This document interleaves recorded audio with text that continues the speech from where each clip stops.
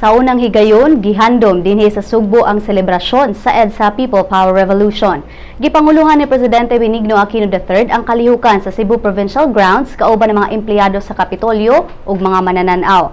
Nanganta usab ang mga nisalmot sa bayan ko nga gimugna ni Freddy Aguilar.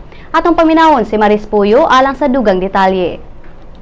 Maayong udto jay, gisaulog kaganina ang ika-28 anibersaryo sa EDSA People Power Revolution sa Capitol Grounds dinhi sa lalawigan sa Sugbo. Gipanguluhan kini mismo ni President Benigno Aquino III kauban niyang mga cabinet secretaries ug mga empleyado sa gobyerno. Daghan ang miabiba jay sa dihang miingon si President Aquino nga dili niya basahon ang speech nga giandam unta alang kaniya.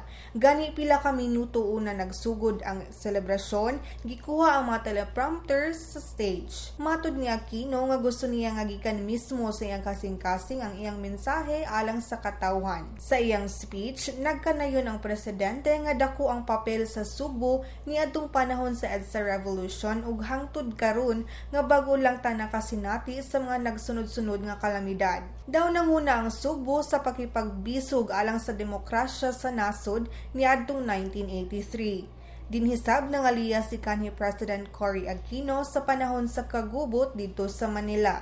Gani hangtod karon, nitabang ang Sugbo isip Central Command sa relief operation niadtong pagkuso-kuso ni Bagyong Yolanda sa miaging tuig. Gawas sa Presidente Jai, mipadayag sab sa iyang pasalamat si Cebu Governor Hilario Davida III sa pagbisita sa kauluhan dinhi sa Sugbo. Samtang ipahigayon sab ganina ang salubungan diin nag-abot og naghiusa ang mga sibilyan, militar, volunteers ug religious sector. Gipanguluhan kini ni Dingdong Dantes ug Senator Bam Aquino. Daghan ang nahugyaw jay sa paggawas ni Dingdong sanglit daghan ang wa magtuo nga dunay artistang musalmot. Samtang mikanta sab si Ogie Alcacid sa Ang Pilipinas ay Babangon ug nanganta sab ang tanan sa awit ni Freddy Aguilar nga Bayan Ko ug magkaisa nga awit ni Tito Soto.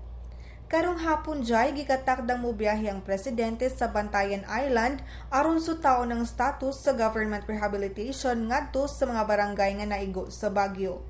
Gikan dinhi sa Cebu Provincial Capital, kini si Maris Puyo para sa Sunstar Pilipinas. Daghang salamat.